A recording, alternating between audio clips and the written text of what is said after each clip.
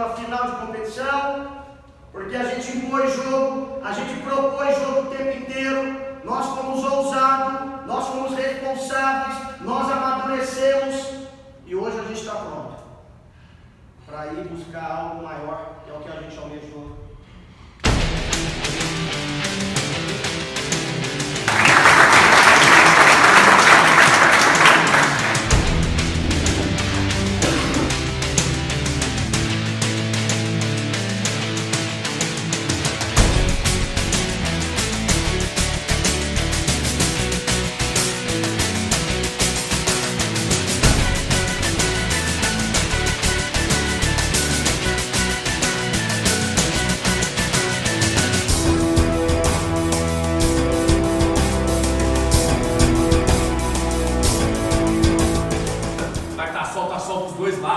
Mas corre, dá o seu melhor. Vamos sair daqui hoje com resultado positivo pra gente fechar em casa.